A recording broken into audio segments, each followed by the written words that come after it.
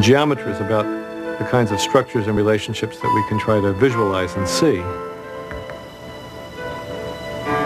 We can see some of the same elements in theology or in religion, where we are supposed to treat quite seriously the transcendental realm, a realm that we can't fully see. I do find that the sense of humility that you have to have when you approach things that you know you're never fully able to understand really has a parallel both in my mathematical life and in my religious life.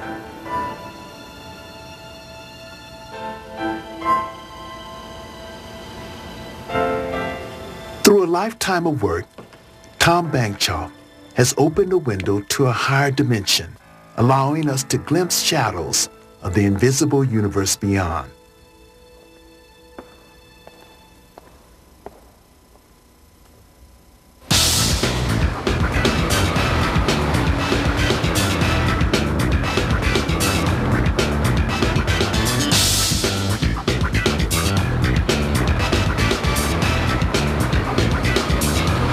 So we got Chinatown over there, China there, Little Italy there, Vietnam and Singapore down there.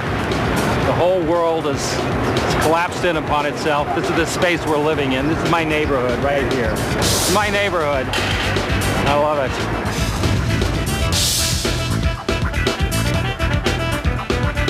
"500 years ago, painters first used geometry to give perspective to the city of Florence. In New York City, another artist uses geometry to give a different kind of perspective to his world. I think the main vehicle that artists use to communicate emotion is space. You could say the history of art is the history of different spaces. And these spaces are an embodiment of the mathematics of the time, of the geometry of the time. What four-dimensional geometry can do is give you a model of the complexity of the world that we live in.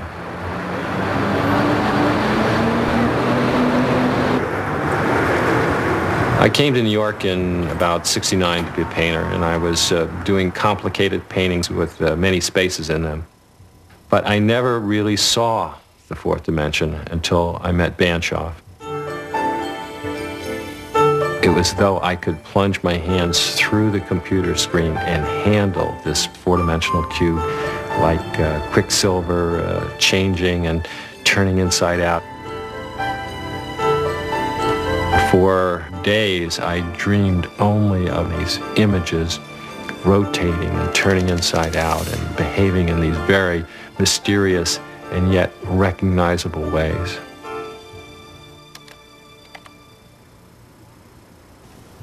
The problem for the artist who wants to make art about space is to make space itself present, make space itself visible.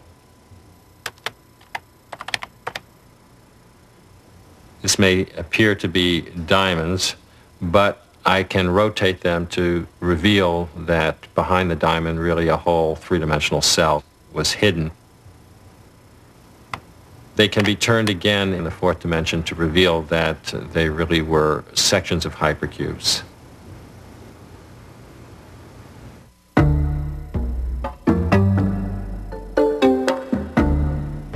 For 30,000 years, human beings have made patterns. It's some fundamental way that we have to organize and structure our experience. Making patterns can be the ideal way to define space.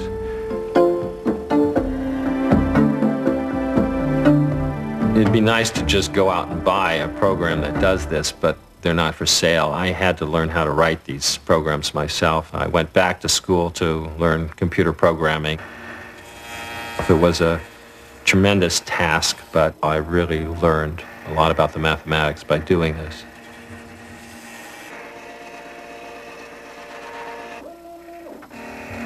The plotter draws on a sheet of paper exactly what's on the screen.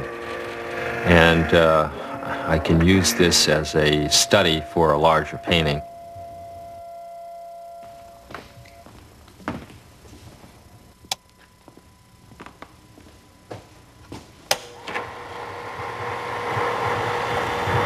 To make a larger painting, I photograph these drawings and project it with a slide projector onto a larger screen where I can replicate what the plotter does.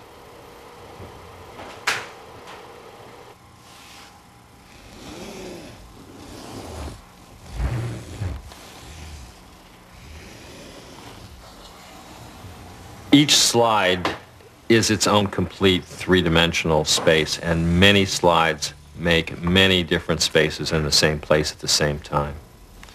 And these three-dimensional spaces can interpenetrate one another and can interweave and can overlap each other in paradoxical ways. It's the idea of having mastery over complexity.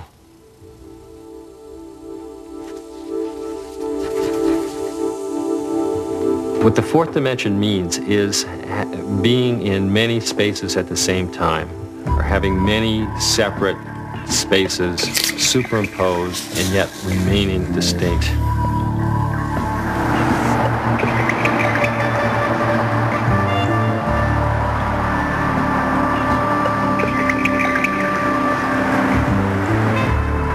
I think we have a misunderstanding about seeing. We think we see the world out there with our eyes and that this process is objective and automatic. In fact, we see with our minds.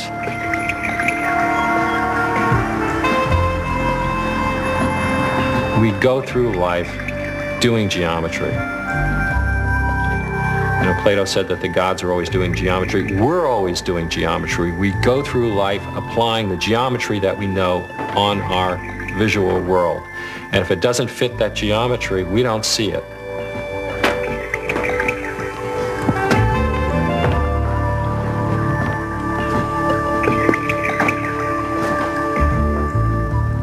Layering four-dimensional shadows on a two-dimensional canvas, Tony Robin explores new ways to link the spaces we imagine to the spaces that we live in.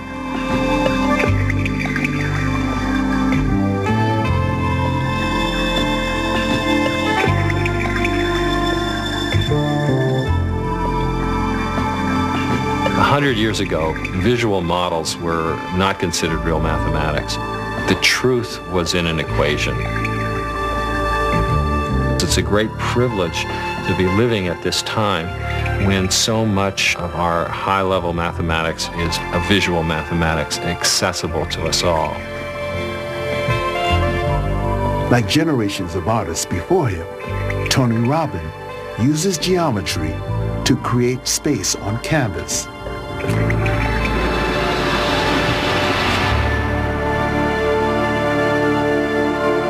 But today, other artists are transcending the limits of canvas and immersing themselves in the spaces they create.